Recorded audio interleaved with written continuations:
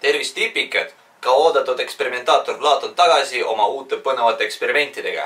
Stsenaariumi järgi me täna pidime hävitama ühte Nokiat, aga kuna ma ei saanudki seda tööle, siis ei teagi, kas eksperiment on ebaõnnestunud või siis Nokia on hävitamata. Seetõttu ma pidin kiiresti ümber mõtlema ja otsustasin teha teist eksperimenti. Täpsemalt ma siis vaatan, palju vett mahub ühte kondoomi sisse. Esmapilgul see võib tunduda väga jabur idee, aga nii mõnelgi on tulnud ette olukordi, kui vaja trassata vett, aga ei ole käepärast ühtegi ämbrit ega midagi muud. Seepärast ma olen juba ennast sisse seadnud oma punkrisse ja hakkangi testimisega.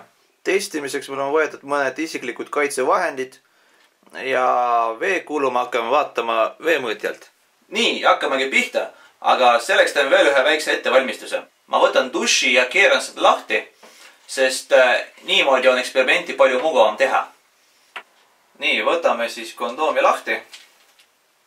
Et siin ta on siuke mõnus ja üsna kasulik asi. Ja nüüd siis hakkame testiga pihta.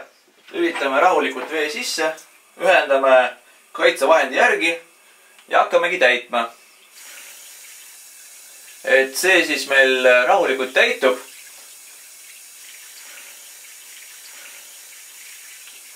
Ja praegu saab veel seda ka kanda, täiesti muredeta. Aga tunda on, et läheb raskeks. Tasapisi. Ma arvan, et praegu veel seda kuidagi kahe käega saaks võtta, aga kindlasti mitte rohkem, muidu see ei ole enam turvaline, see võib iga hetk katki minna. Et see on siis nii-öelda praktiline piir.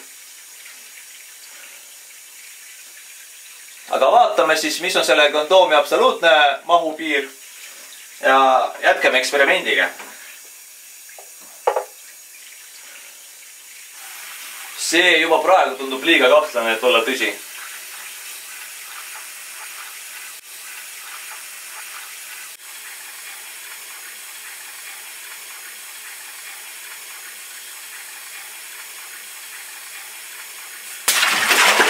Ossa! Selline see eksperiment oligi, aga tulemust ma avaldan ainult otse eetris, nii et vaadake meid hoolega.